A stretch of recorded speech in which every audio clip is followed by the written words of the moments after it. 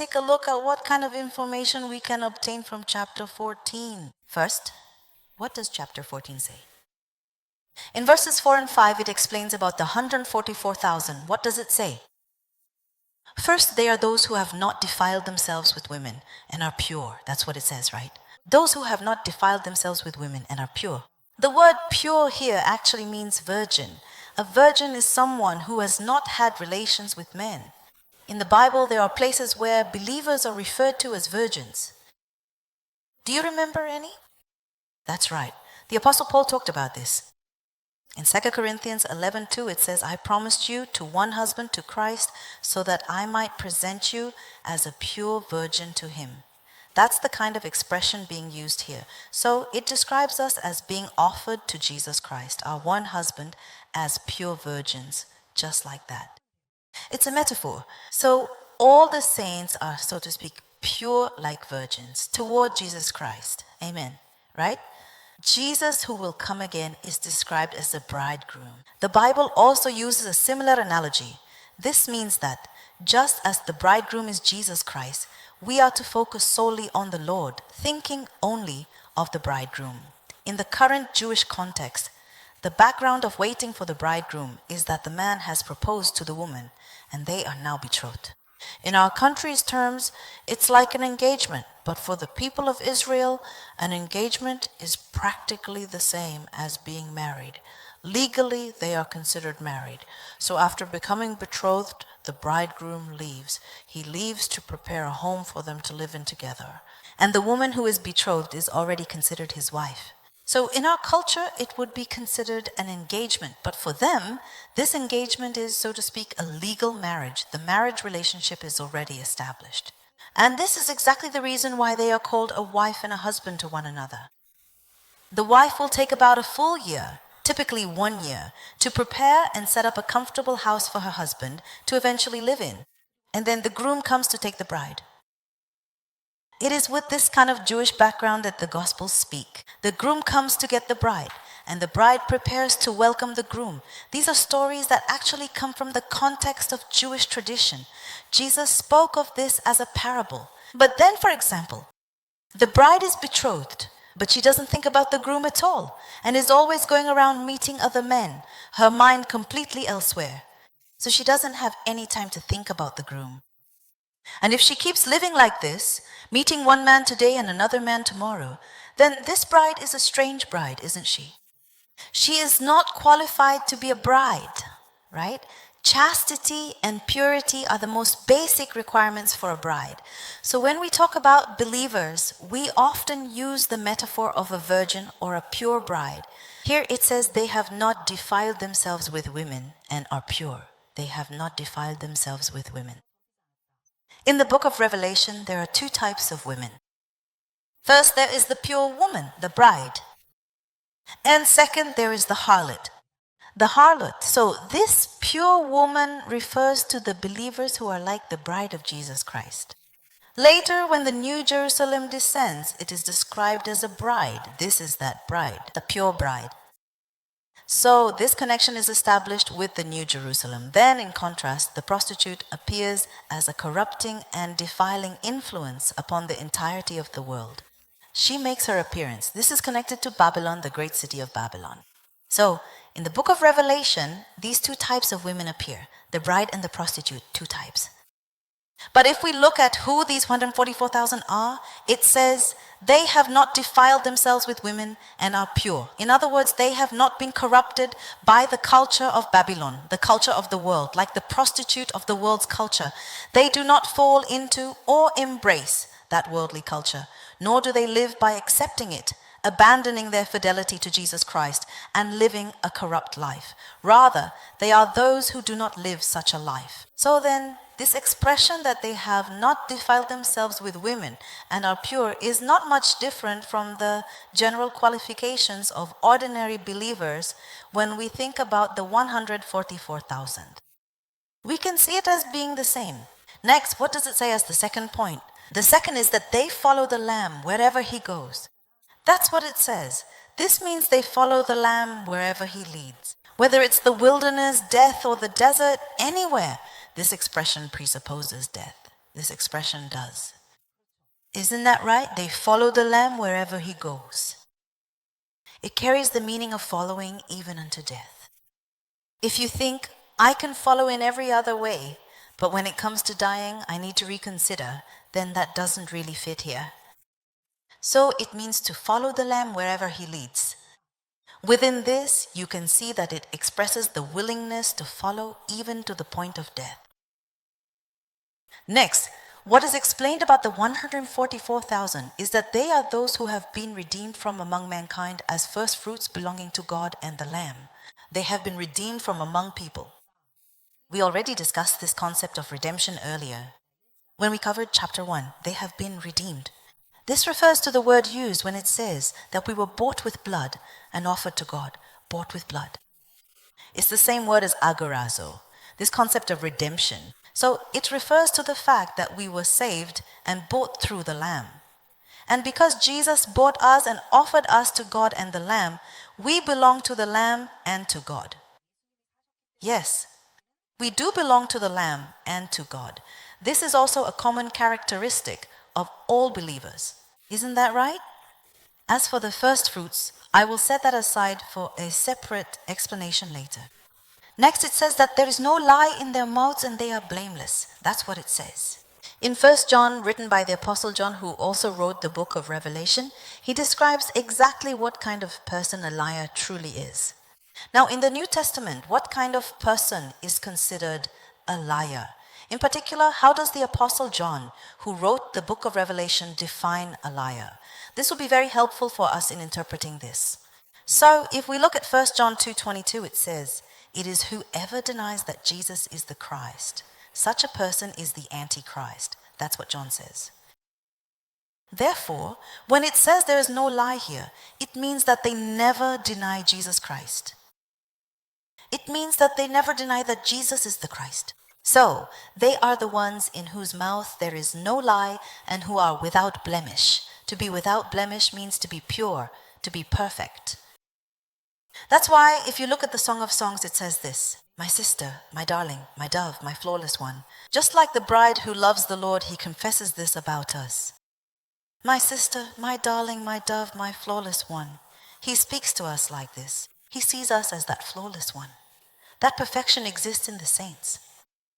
Because that perfection, that righteousness has come to us through Jesus Christ. So, for those who acknowledge that Jesus is our Christ, our Messiah, this righteousness and flawless are given. He becomes the flawless one. So the expression that there is no lie in his mouth and that he is flawless also applies to us believers in general.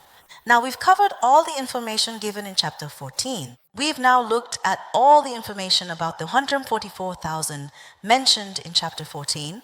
So now we need to find if there is something that tells us about any special characteristics that distinguish them from ordinary believers. Only then, by understanding the characteristics of the 144,000, can we define and understand who they are. So I looked for a single word that distinguishes them from the general characteristics of ordinary believers, and that word is first fruits. What I want to talk about now is to take a closer look at these first fruits. The 144,000 are not literally fruit. They are not fruit. They are people, human beings. So this is a metaphor, a figurative expression. It's a metaphor, a figure of speech. So when we use metaphorical expressions like this, as we learnt in school, there is the original concept and the auxiliary concept. The phrase first fruits here is the auxiliary concept. So what exactly is being conveyed by calling them first fruits? Now, we are going to find that out.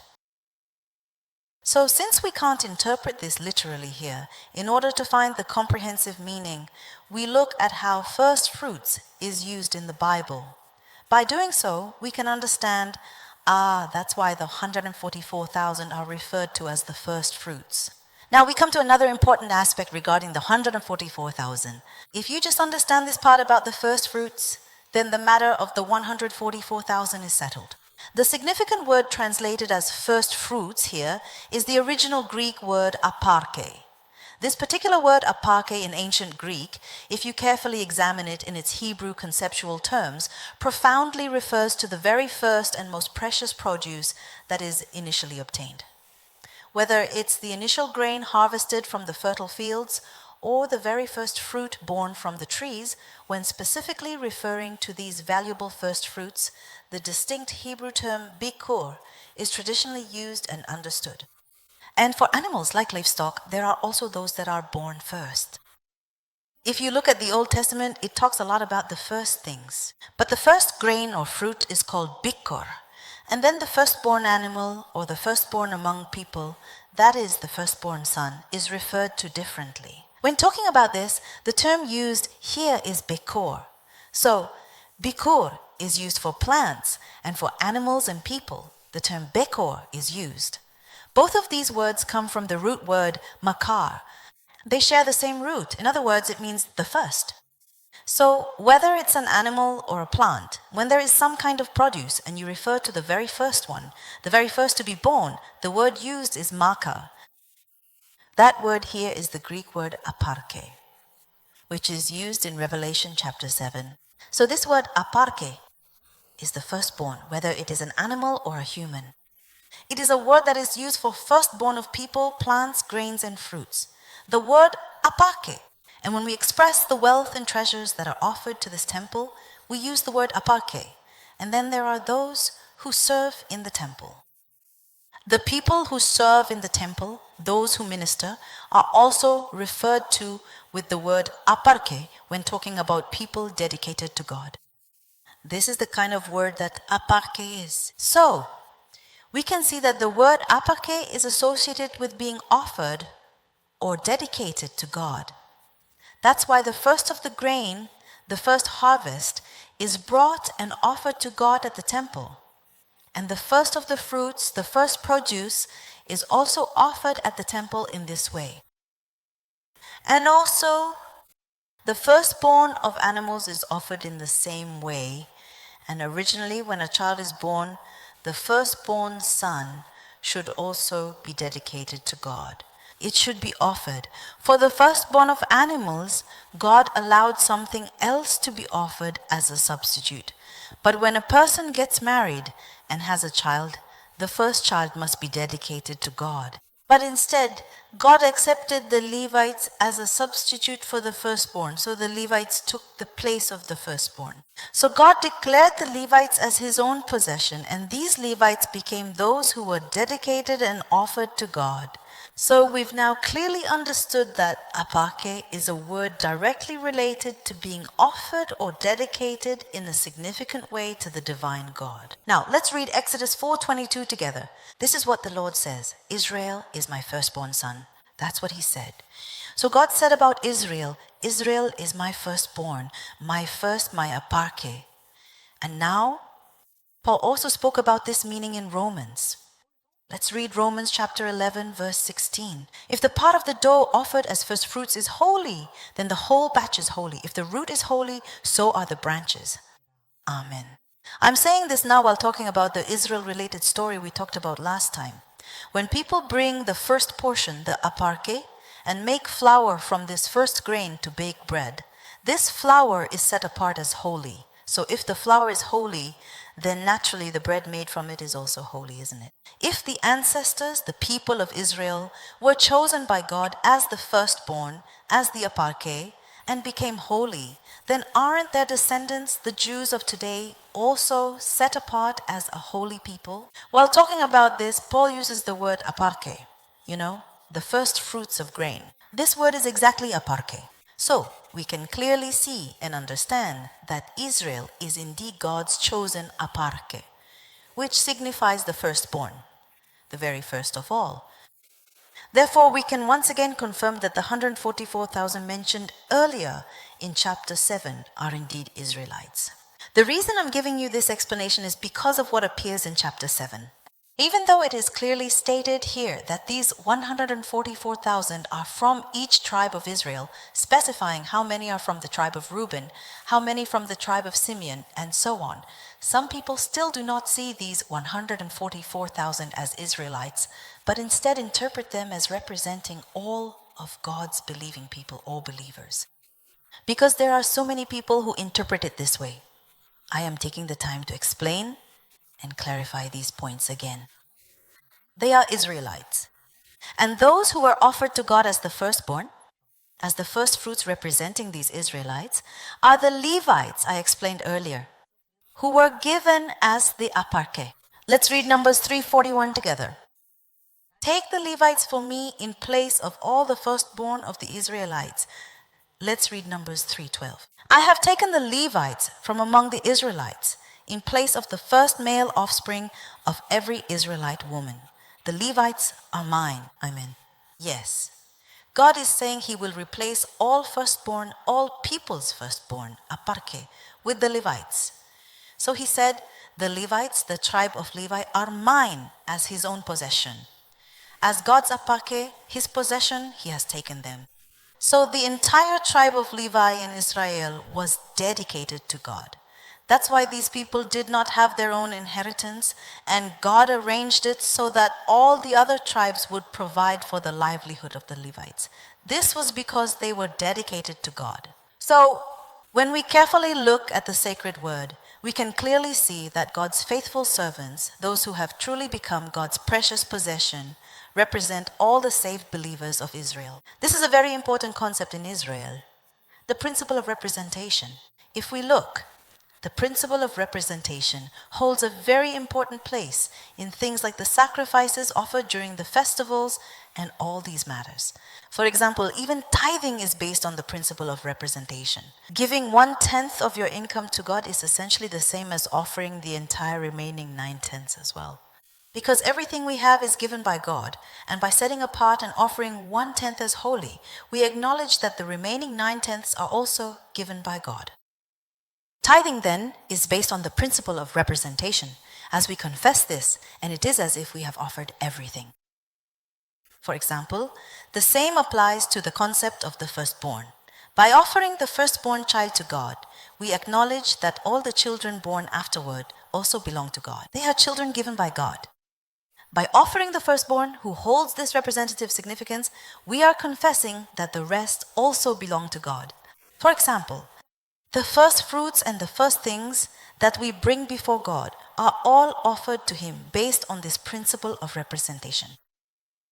That is why, among the principles God established for these feasts and offerings, the principle of representation holds a very important and central place. So, as we have just seen through the word aparche, the first ripe fruit refers to the people of Israel. And Israel is my firstborn. That is the aparche. And the Levites were the ones who, as his possession, stood in place of this aparche, the firstborn. So, from the meaning of the first ripe fruit, what we can once again confirm is that it refers to the people of Israel and the servants of God. Therefore, these two things we saw in chapter 7 can be confirmed again through the concept of the first ripe fruit. So, if we look at what I've explained so far in a diagram, it would look like this. There are all nations, and among them, the people of Israel are included within all these nations. But God, in his divine wisdom, declared that this very special nation of Israel is indeed his own, his cherished possession, his truly treasured people, his aparche, a unique and chosen designation. Next, among all the numerous and distinct tribes of Israel, there is specifically the tribe of Levi, set apart for a particular purpose. And God said, the Levites are mine. They are my possession, my aparche. This is what God declared. Are you following along so far? To put it metaphorically, this is how you can understand it. Jesus became the firstborn, right? So we became his brothers and sisters, and that's the concept being conveyed here. In addition to that, we might also interpret this specific phrase as God's servants among the saints in this chart, right?